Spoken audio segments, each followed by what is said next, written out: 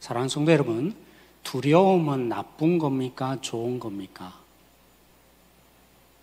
목사님이 또 시비를 거시려고 하시나.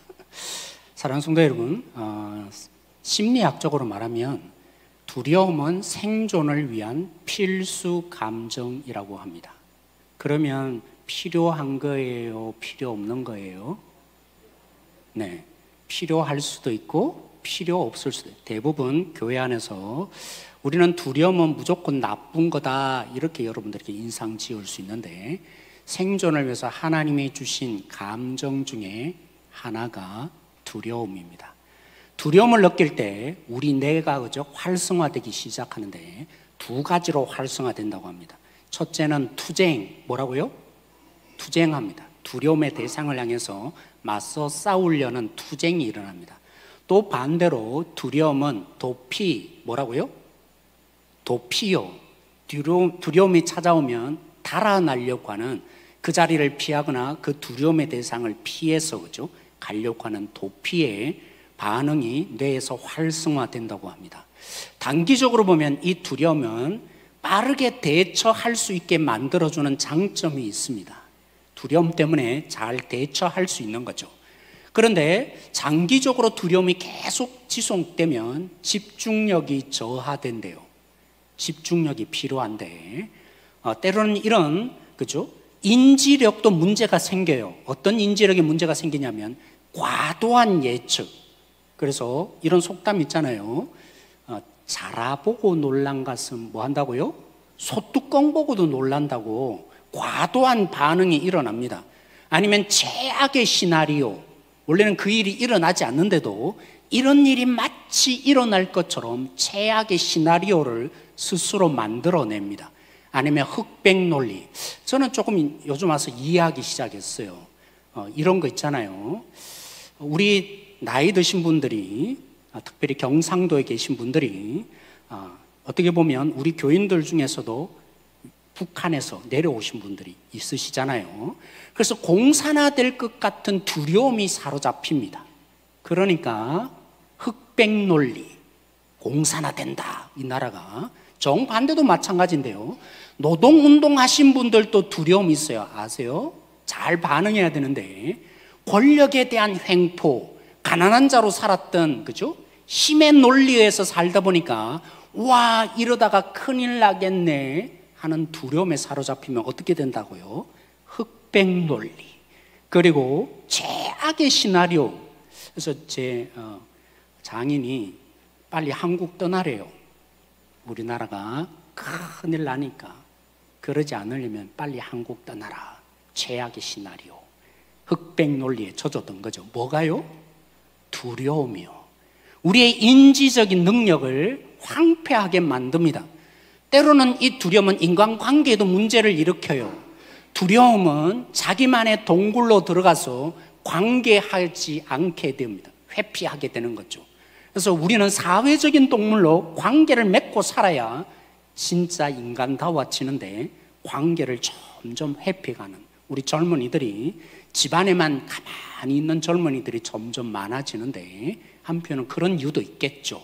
두려움을 많이 겪으면서 또 캥거루족처럼 부모가 다 해주는 속에 있다가 사회에 갑자기 투입되니까 힘이 없는 거예요. 두려움에 뭐 하고 싶어요? 자기의 구석에 들어가는 이러한 일들 발생합니다. 두려움의 가장 큰 문제가 뭔지 아세요? 이게 가장 큰 문제예요. 가장 무서운 두려움의 이유는 뭐냐면 제곱의 확산. 뭐라고요? 확산되는데 제곱으로 확산된다는 것입니다. 그냥 하나 이렇게 된 게 아니라, 그 두려움은 하나의 결과로 확산되는 게 아니라 제곱으로 확산된다. 저기 있죠.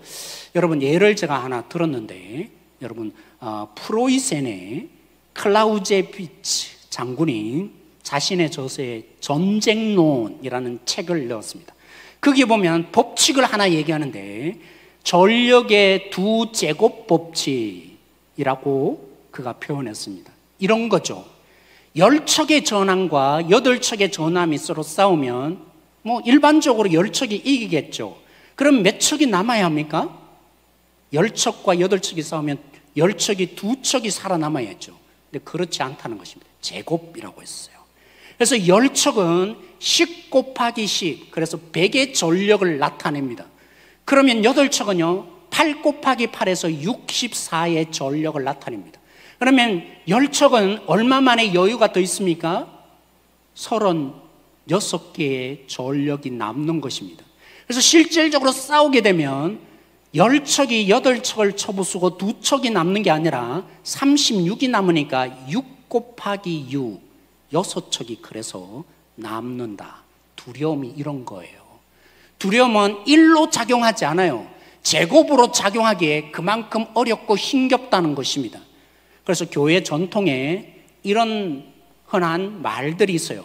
성경에 365번이 기록되어 있다. 뭐라고요? 두려워하지 말라. 근데 사실은 그렇지 않아요. 이제는 하나하나, 그죠? 두려워하지 말라는 것을 이제 컴퓨터에 넣어서 조사해 볼 수 있으니까 한 300번 정도 된다고 해요. 근데 뭐라고 한다고요? 두려워하지 말라는 말이 365번, 365번이나 된다. 왜 이런 말을 할까요? 하나님이 함께 계셔. 그죠? 위로하기 위해서. 이런 말들을 했다는 거죠. 하나님이 여러분과 함께 할 거니까 두려워하지 말라고, 두려워하고 걱정하고 염려하는 한 분 한 분들에게 위로해 주기 위해서 그렇게 하나님께서 여러분을 위로하신다라는 의미에서 365번이다 뭐 이렇게 표현을 한 거죠. 이게 바로 두려움입니다. 사랑하는 성도 여러분, 오늘 두려움을 다윗이 2번이나 겪게 되는 상황이 나타납니다. 여러분, 사울을 피해 다윗이 2주 전의 말씀 기억납니까? 노 땅으로 갔습니다. 왜 노 땅으로 갔습니까? 왜 갔죠? 뭐가 있었어요? 노 땅에 송막이 있었잖아요. 그 말은 무슨 말이라고요? 하나님을 여전히 의지하기 위해서 노 땅에 간 것입니다. 그런 다윗이 틈이 오늘 본문에 벌어지기 시작해요. 9절에 이미 벌어졌어요. 다윗이 배가 고프니까 먹을 것 좀 달라. 그래서 진설병을 먹었다. 그죠? 또 한 가지를 요청했죠. 뭘 달라고 했습니까?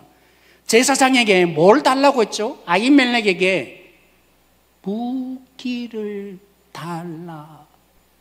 여기에 틈이 이미 벌어지는 것이 보여집니다. 여러분, 다윗이 누구였습니까?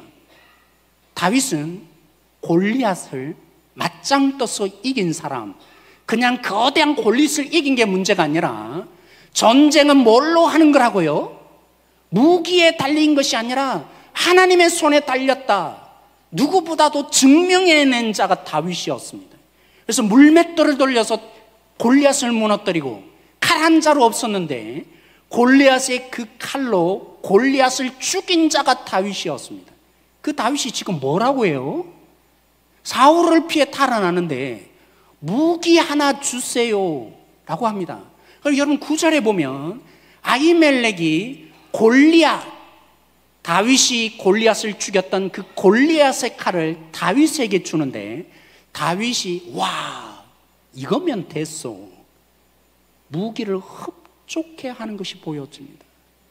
다윗이 누구였다고요? 어떤 실력자였다고요? 전쟁이 칼에 의해 달린 것이 아니다. 이 전쟁, 사울을 피해 달아남에 다윗은 이미 경험이 있는 사람입니다. 하나님의 손에 달려있다는 것을 경험한 다윗이 지금 두려움에 빠지고 나니까 틈이 벌어지기 시작했어요. 벌써 노 땅에서부터 말입니다. 우리 10절 말씀 그런 의미에서 다시 한번 읽어보십시다. 10절 말씀 같이 한번 읽어보겠습니다. 같이 시작. 그날에 다윗이 사울을 두려워하여 일어나 도망하여 가드왕 아기스에게로 가니. 다윗이 왜 가드로 갔습니까? 뭐 때문이죠? 사울을 두려워했어요. 가드, 왜 하필이면 가드입니까? 사울이 못 오니까요. 얼마나 현명해 보입니까? 이제까지 도망치고 또 도망치고 또 도망치면 사울은 어김없이 찾아와서 다윗을 죽이려고 했습니다. 다윗은 생각했겠죠. 드디어 내가 볼 때는 사울이 올 수 없는 곳으로 도망치다. 그게 가드였습니다.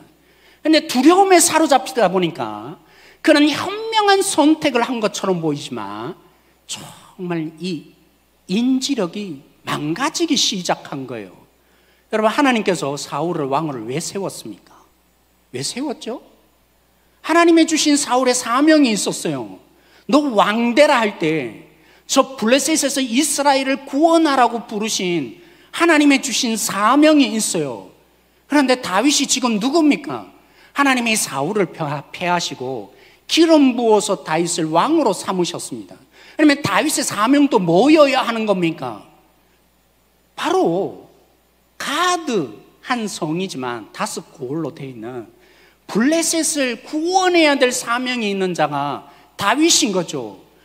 다윗이 적을 쳐부숴야 될 텐데 사울을 피하겠다고 적군 진영으로 도망쳤습니다. 이런 다윗이에요. 두려움에 빠지고 나니까 판단력이 흐려집니다. 여러분, 가드가 어떤 땅입니까? 골리앗이 태생한 곳이에요. 지금 가드로 뭘 들고 가고 있습니까? 골리앗의 칼을 들고 골리앗이 자라난 그 도시로 다윗이 가고 있다니요. 이게 말이 됩니까?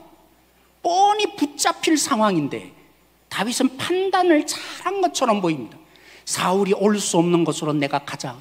사울은 공격하지 않을 것입니다. 가드로 갔으니까, 블레셋이 있으니까.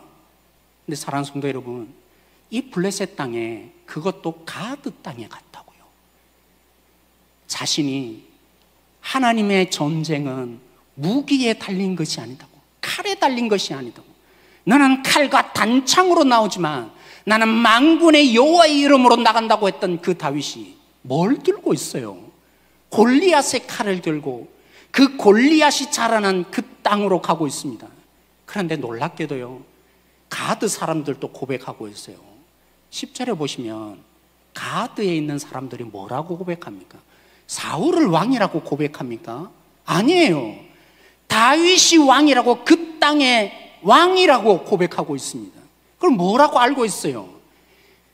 사울이 무너뜨린 적은 천천인데 다윗이 무너뜨린 것은 만만이지 않느냐고. 이스라엘의 여자들이 노래했던 그 노래까지 다 알고 있어요. 그런 그 땅에 두려움 하나 때문에 이건 고칠게요. 두려움에 사로잡히다 보니까 정말 아이러니합니다. 가드 땅에 그것도 사울 하나 피하고자 달아났던 이 다윗의 몰골, 결국에는 피하고자 왔는데 더 한쪽을 만났죠. 그래서 아기스 왕에게, 사울을 향해서 두려워했던 이 다윗이 이제는 누구를 두려워합니까? 적군 아기스 왕에게, 앞에 끌려가는 신하들에게 붙잡아서 끌려가는 그 속에 오늘 가드 왕 앞에서 두려움에 벌벌 떨고 있는 다윗의 꼴이 되어집니다. 그 다윗이 자신의 목숨을 건지기 위해서 한 행위를 보세요. 뭐라고 합니까? 미친 척해서 침을 질질 흘리고 성문에 거적거리며 몸을 비비고 침을 질질 흘린 미친 이 다윗을 향해서 오늘 가드 왕의 이 목소리야말로 다윗이 얼마나 처절하게 낮아지고 비참해졌는지를 우리가 보게 될 것입니다. 15절 말씀 같이 한번 보기를 원합니다. 15절 말씀입니다. 같이 읽을까요? 시작. 내게 미치광이가 부족하여서 너희가 이 자를 데려다가 내 앞에서 미친 짓을 하게 하느냐? 이 자가 어찌 내 집에 들어오겠느냐 하니라. 앞부분을 보세요. 오늘 다윗이 미친 척 했는데, 침을 질질 흘리며 앞에 끌려와 있는데, 가드왕 아기스가 처음에 뭐라 그래요? 내게 미치광이가 부족하여. 그 말은요, 가드 땅에 미치광이가 있었다는 말이에요, 없었다는 말이에요? 어느 정도 있었을까요? 흔했다는 것입니다. 한편으로는 다윗이 분석을 제대로 했겠죠. 어떻게 하면 내가 살 수 있을까? 이 땅에는 미친 자들이 많네. 그러면 내가 미친 척하면 가드 왕이 나를 다윗으로 여기지 않겠지. 얼마나 현명한 대안과 꼼수를 부렸는지 모릅니다. 저는 꼼수라고 생각해요. 그럼 미친 척하고 결국 다윗에게 뭐라고 합니까? 내 앞에서 미친 짓을 하는 저자를 내쫓아라. 여러분, 다윗이 누굽니까? 다윗은 사울의 궁정에 채용된 치료자였어요. 사울이 미쳤을 때마다, 악신이 들려서 미쳤을 때마다 성령에 의해서 노래하면서 그 미친 것을 쫓아내던 치료자가 다윗이었는데, 사울을 피해 도망하다가 결국 미친 척하다가 오늘 아기스 왕 앞에서 저 미친 놈을 내쳐라. 얼마나 아이러니합니까? 미친 자를 치료하던 다윗이 미친 자 취급을 받고 그 앞에서 내쫓임을 당할 때 다윗이 어떤 감정이 들었을까요? 어떤 마음이 품어졌을까요? 그래서 다윗이 이 일들을 겪고 나서 결국 배우게 됩니다. 시편 43편 말씀, 34편 말씀 있는데요, 우리 8절 말씀 시간 관계상 같이 읽어보도록 하겠습니다. 읽겠습니다. 시편 34편 8절 말씀 가지겠습니다. 시작. 너희는 여호와의 선하심을 맛보아 알지어다.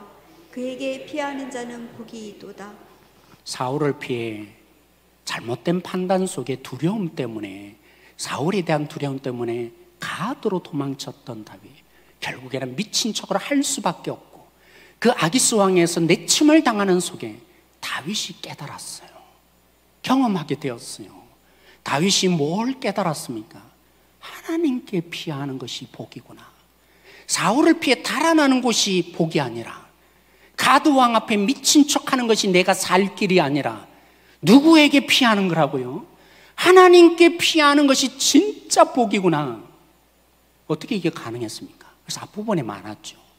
하나님이, 나는 잘못 선택하고 끝끝내 하나님을 제대로 의지하지 못했지만, 하나님을 놓쳐버렸지만, 하나님은 이 사건을 통해서 너 왜 그렇게 잘못된 선택을 했냐? 너 한번 당해볼래? 이런 것이 아니라 이 모든 사건을 통해서 하나님이 결국, 선하신 하나님이 진리를 깨닫게 하셨구나. 하나님을 의지하며 하나님을 신뢰하며 그 하나님께 피하는 자가 복이 있는 거구나. 어떻게 배웠다고요? 선하신 하나님, 그 선하신 하나님이 나에게 이것을 깨닫게 해주셨구나. 그러므로 이제는 뭐 할 겁니까? 하나님을 신뢰하게 될 것입니다. 다윗에게 어떤 두려움이 찾아오더라도, 다윗이 어떤 공격을 당하더라도 이제는 미친 척하지 않을 것입니다. 이제는 다윗이 사울이 없는 곳을 향해서 도망치는, 가드를 향해서 가는 그 인생 살지 않을 것입니다. 왜요? 선하신 하나님을 맛보고 나니까. 그 선하신 하나님이, 하나님께 피하는 것이 진짜 복이라는 사실을 다윗이 깨달았으니까요. 오늘 이 자리에 있는 우리 성도 여러분, 하나님께 피하는 자가 복임을 믿으시기 바랍니다. 여러분의 인생에도 어떤 때는, 그죠, 건강에 침입이 올 것입니다. 어떤 때는 관계에 침입이 올 때도 있을 것입니다. 여러분이 인정받지 못하고 어떤 때는 내침을 당할 수도 있을 것입니다. 수많은 그 공격이 올 때 우리는 머리가 팽팽 돌아갑니다. 어떻게 하면 이 문제를 해결할 수 있을까? 어떻게 하면 내가 이길 수 있을까? 어떻게 하면 저 적들이 나를 무너뜨리지 못하게 할까? 그래서 다윗처럼 꼼수를 부릴 것입니다.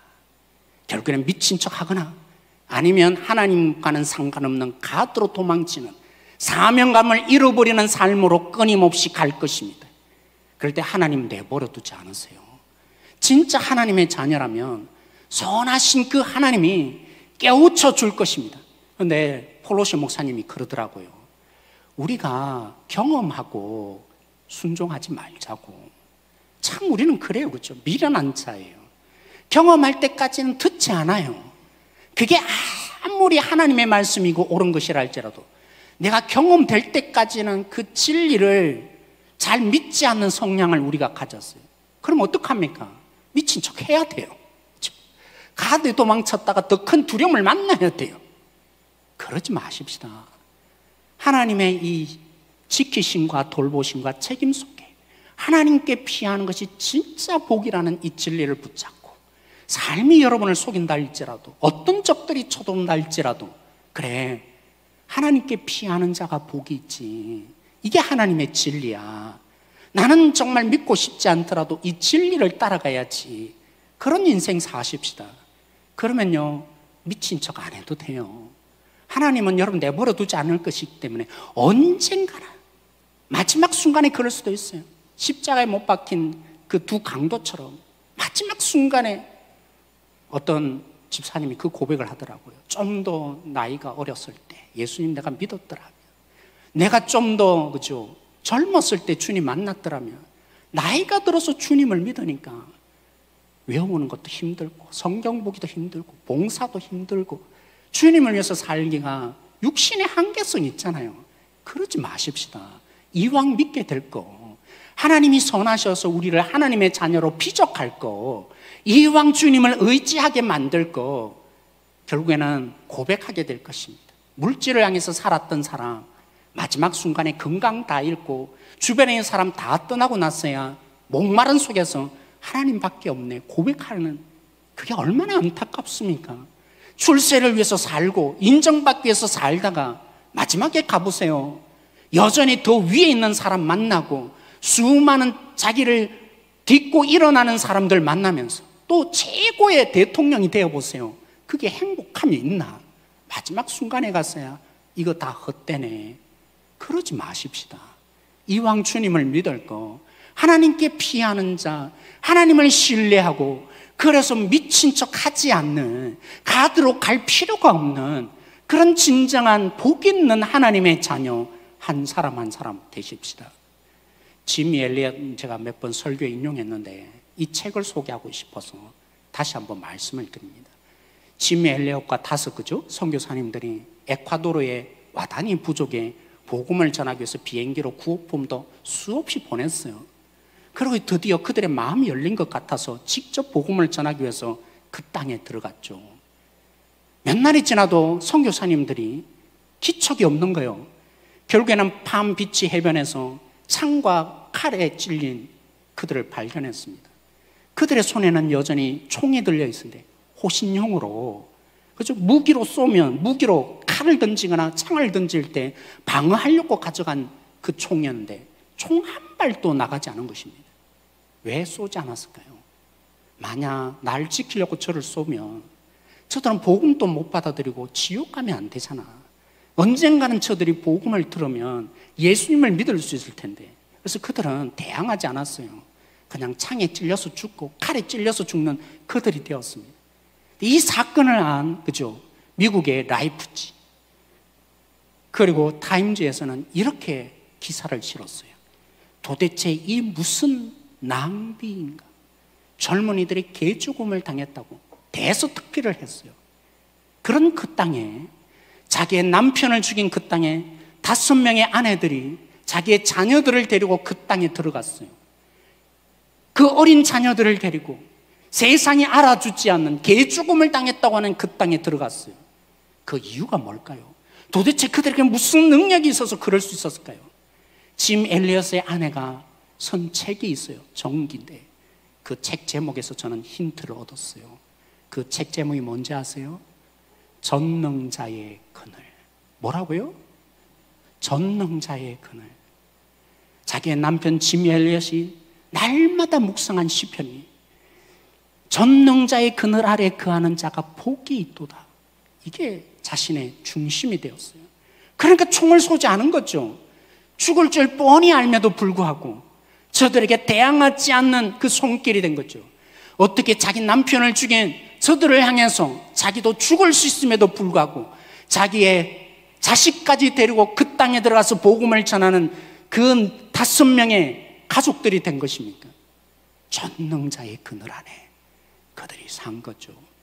다윗이 가드에 가서 배웠던 하나님, 하나님께 피하는 자가 복이 있다고 배웠던 하나님, 그들은 전능자의 그늘 안에 늘 사는 자로 살았기에 짐 엘리엇과 그의 가족들은 그런 삶을 펼쳐낼 수 있었던 것입니다.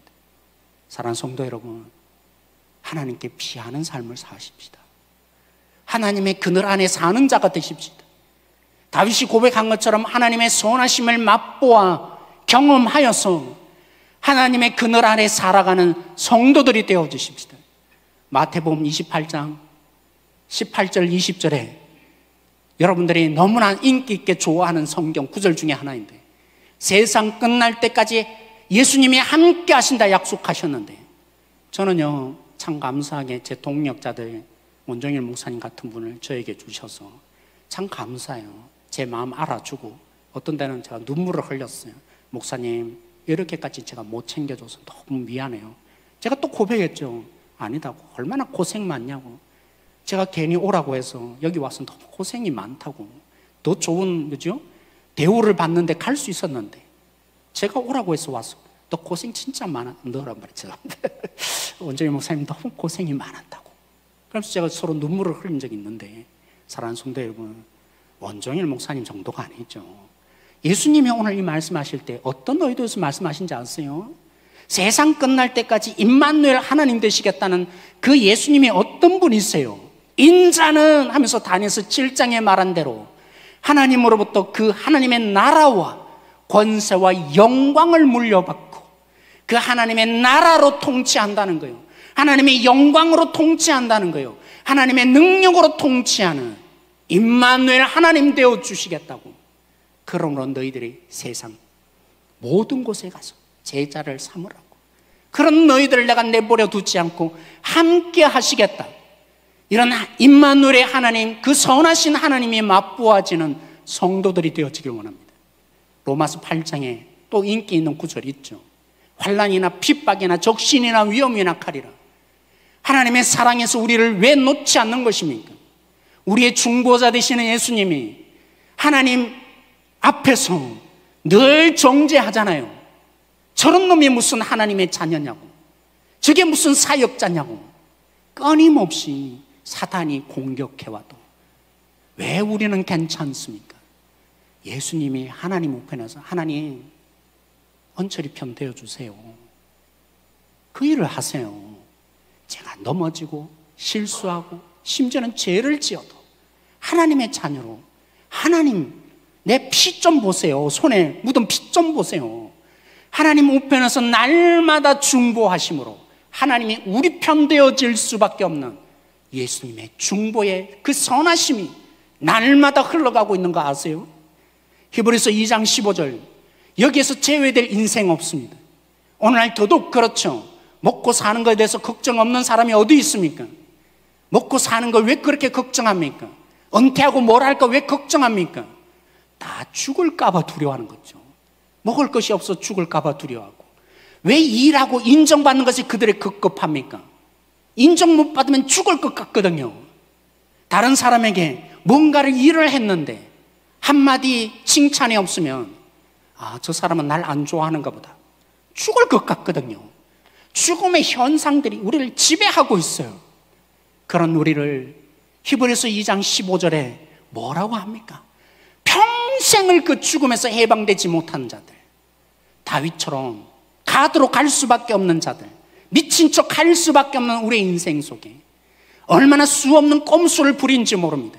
나 한 사람 살기 위해서 하나님을 의지하는 것은 없고 어떻게든 내가 생각하는 최선의 방식으로 살아남기 위한 그 투쟁에 가드를 향하는 일들이 얼마나 많고 많은 인생인지 모릅니다. 그런 우리를 해방시키셨어요. 죽음에서 해방시키셨어요. 죄와 사망에서 해방시킨 그 진정한 예수님, 그 예수님의 선하심을 맛보는 성도들이 되십시다. 하나님의 선하심을 맛보는 자는 이제 어떤 상황이든지 주님을 의지하러 가게 될 것입니다.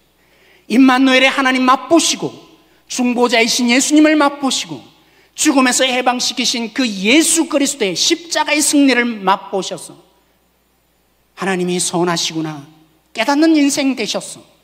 이제 어떤 상황이든지 난 주님께 피하리라. 주님을 의지하리라. 주님만 바라보리라. 제가 모목사 시절에 그래도 편하니까 성도들이 그런 고백 많이 하시더라고요. 왜 그렇게 성경 공부하냐고 남편이 얘기한다고. 성경 공부한다고 밥이 나오냐고 돈이 나오냐고. 예수님을 의지한다고 지금 무슨 문제가 맞아요. 그럴 수도 있어요. 말씀 보고 성경 읽고 기도하고 하나님을 의지하기 위해서 그 일을 했는데 밥이 안 나올 수도 있어요. 때로는 여러분들이 예수님 때문에 더 큰 고난을 당할 수도 있어요. 그러나 저는 오늘 이 말씀대로 주님을 의지하려 합니다. 주님께 피하는 자리로 갈 겁니다. 저는요 최근에 두 가지 유혹이 왔어요. 가드로 피하라는 두 가지 유혹이 왔어요. 그래서 하나님께 기도했죠. 하나님 사인만 준다면 전 그대로 합니다. 하나님은 아무 대답이 없으시더라고요. 계속 기다렸죠. 오늘 이 말씀이 저에게 해답입니다. 하나님께 피하는 자가 복이 있다. 너 가드 가지 마. 어떤 분은 제가 고백했기 때문에 알 거예요. 제가 어디로 가고 싶은지, 가드가 어딘지 제가 두 분에게는 제가 얘기를 했어요. 이런 부분들이 있는데 그러고 싶다고. 근데 하나님이 대답을 안 하시더라고요. 하나님 말씀해 주셨어요. 가드 가지 마. 너 참 잘했어. 가드로 안 간 거 참 잘했어. 하나님께 피해야지. 하나님께 피하는 인생. 여러분, 오늘도 여러분의 삶을 속이는 일이 수없이 일어날 때마다, 가드로 가고자 하는 유혹이 일어날 때마다, 그래서 내가 생각할 때 이 방법 저 방법을 쓰면 내가 충분히 감당할 수 있고 적들을 물리치고 나는 생존하며 더 큰 자가 될 수 있을 것 같은 그 유혹 앞에 하나님께 피하십시다. 하나님께 피해가는 성도 한 사람 한 사람, 그 승리자, 경험하고 아는 자들이 아니라 하나님의 말씀에 자신을 던지는, 하나님의 선하심을 누리시고 그 하나님께 피하여 가는 성도 한 사람 한 사람 되어지기를 원합니다. 585장 우리 함께 마지막으로 부를 텐데요, 이 찬송가는 루터가 지은 찬송입니다. 종교개혁 시절에 교황청과 제도권에 있는 교회의 핍박이 얼마나 강했는지 모릅니다. 전염병은 확산되었고 전쟁의 고난, 삼중적인 고난을 휩쓰는데 교회가 이게 이래서 됩니까? 라고 외치면 얼마나 큰 성도들을 위험에 빠뜨리고 그들을 불안케 만들겠어요. 그 당시 사회가 그랬어요. 그런 종교개혁이 일어난 당시에 루터가 결국에는 권력 앞에 붙들려 갔죠. 보름스 회의라고 이제 그를 잡아넣고 죽이기 위해서 나오라고 변명해보라고. 근데 성도들은 아니까 가지 말라고 말렸어요. 근데 루터가 이 찬양의 고백을 하면서 그들 앞에 당당히 나갔어요. 뭐라고 고백했습니까? 주님은 강한 성이요 방패와 병기 되십니다. 근데 내가 뭘 두려워서 저들 앞에 안 나갈 수 있단 말인가? 당당히 그들 앞에 서서 복음을 외치는 자로 루터는 살아낸 것입니다. 이 1절 하반절에 고백하죠. 사탄의 모략과 권세가 얼마나 강한지, 누가 그들을 이길 수 있으랴? 아무도 없도다. 이길 자 아무도 없도다. 내 힘만 의지할 때는 2절에 말하죠. 패할 수밖에 없도다. 그런데 나에게는 사단을 이기신 진정한 내 앞서 인도하시며 전쟁하시는 장수가 있도다. 아시잖아요. 진리는 살아서 영원한 나라를 세울 것이다.